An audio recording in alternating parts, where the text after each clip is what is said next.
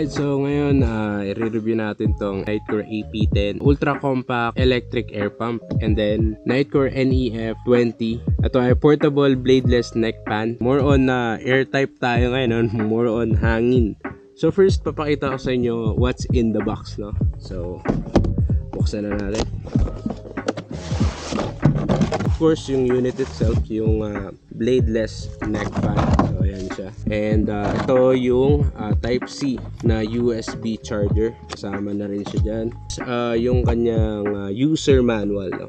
Ayan ang mga kasama sa box. Let's dive in naman sa looks. Unang tingin is very minimalist, no? Hindi masyadong nagkakot ng attention pag suot mo siya. And then very lightweight, no? So hindi mo mararamdaman to pag sinuot mo. So yun, napakagaan lang. And then aside doon, syempre portability, no? Pwede mong dalhin to kahit saan. And yun, hands-free ka compared dun sa mga ibang fan na may blade pa, saka hawak-hawak mo siya at itututok mo sa'yo.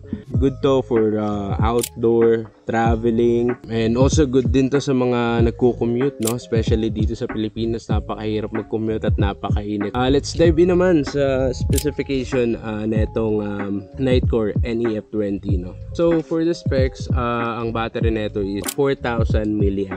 Ang runtime neto ay 16 hours maximum. Yung dimension naman neto is 8.65 by 7.98 by 2.48. Parang gray itong nakuha natin, and then parang two color lang siya. Yun lang yung gusto ko sa mga gantong product, is simple lang, no? Elegant look, and then yung pindutan easy access lang. So nandito, kung nakasuot naman siya, so etong tab mo pwede mo lang ipang pindot lang siya dito. May tatlong option siya, yung low, yan, narinig ba? Yung medium, and then yung high. Lakas, narinig niyo ba? Mahina lang siya, hindi maingay yung blade niya. Alright, so kung paano naman gamitin, napakadali lang. So pag pinindot mo lang siyang once, yun yung pinaka low, and then yung medium, and then yung pinaka high niya. Stylish, so kahit nasa LRT ka, MRT ka, suot mo to, wala lang, no? Then yun, mag-headphone ka, pwede rin, yan, no? Pwede rin to sa mga nagtatrabaho, no? Lalong-lalo na sa mga opisina, no? Ilalagay nyo lang, and then pwede na kayo mag-keyboard, mag-laptop, or kung ano man, kasi nga hands-free ka na. Kahit ano suot mo dito, kahit mga casual wear lang at saka mga formal attire, pwede rin, no? Ito naman ang isang pinadala ni Nitecore. Ito yung Nitecore AP10. So ano naman tong Nitecore AP10? Ito ay isang ultra compact electric air pump, no? Usually ito ay ginagamit for inflatable bed. Check naman natin what's inside the box, no? Alright, so yan. Of course, yung unit itself, yung Nitecore AP10, and then meron din siyang apat na nozzle. Siguro kahit anong bed, so multi-purpose siya, so marami ka nang pwedeng paggamitan na ito. And then meron din siyang carrying case, no? So Nitecore ang tatak niyan, and included na rin yung Type-C na charger. Doon naman tayo sa specs na itong Nitecore AP10.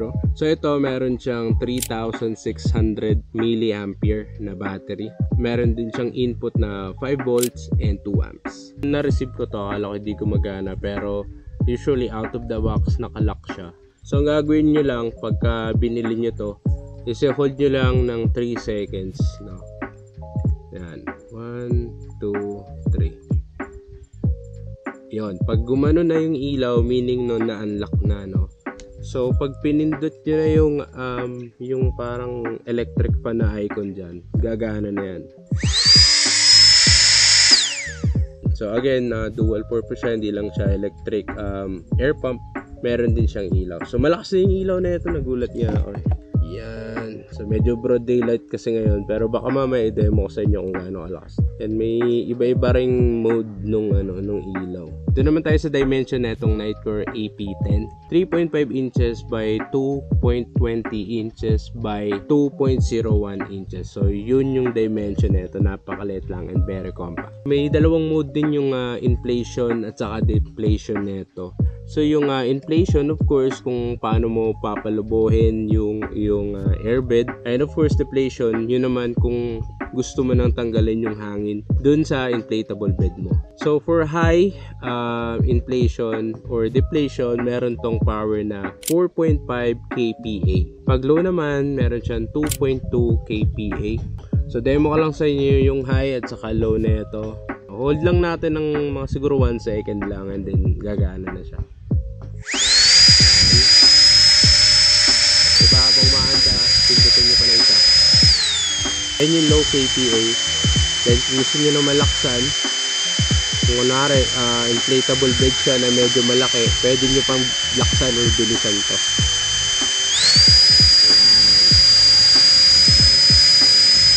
Tapos hold nyo lang pagka gusto nyo ng patayin. Kung gagamitin nyo to pang inflation, dito siya sa side, dito nyo ilalagay sa side yung nozzle. Kunyari ito yung nozzle for your bed or inflatable bed pag nagka-camping ka. Lalagay nyo lang siya dyan.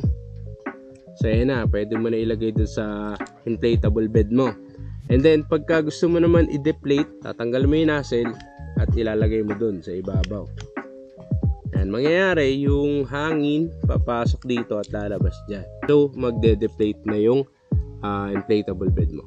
So again, meron nga siyang ilaw. So ang maximum na ilaw na binibigay nito is 300 lumens. Pag mid naman na ilaw, meron naman siyang 150 lumens. And then yung pinaka low na lumens is 40 lumens, which is ito. So hindi lang masyado halata kasi broad daylight ngayon. Alright, pagka ito naman pinindot mo ng once, meron niyang battery indicator. So ang mga battery indicator niya, pag green of course, full charge. And then pag nag-blue na, medyo below 50% na siya. And then pagka nag-red na, meron na lang siyang 10% na charge pag red na yun nandito. Okay, doon naman tayo sa may mga accessories niya. So meron siyang 4 na nozzle. So ito, saka ito, yung medyo mahaba. Napakalaking benefits na ito. Kung madalas kayo nanonood sa channel natin, before ginagamit ko yung Decathlon na inflatable bed. So usually inihihipan ko lang yun at wala akong ganito. Medyo masakit sa panga. And then yun nga, medyo mahirap. Syempre kung may ganito ka, mas madali mag-inflate ng bed. And then of course kung nagbi-business kayo, yung mga personal parties nyo, kung gusto nyo gumawa ng event, so pwede rin itong lagyan ng nozzle for balloons or inflatable toys, or lalo sa mga Valentine's Day or birthday. Perfect to kasi imbes na kayo umihip ng mga balloons na pagkadami-dami, ito na lang gamitin nyo. And aside doon, meron nga din siyang ilaw, no, na double purpose kung dadalhin nyo to sa camping. Hindi lang siya for beds. Pwede rin nyo rin gamitin for camping light, no. And yun, so sana nag-enjoy kayo dito sa dalawang ni-review natin na Nightcore products. So again, thank you so much. So huwag nyo kakalimutang mag-like, mag-comment, and mag-subscribe dito sa channel natin. And yun, hanggang sa muli, camp out.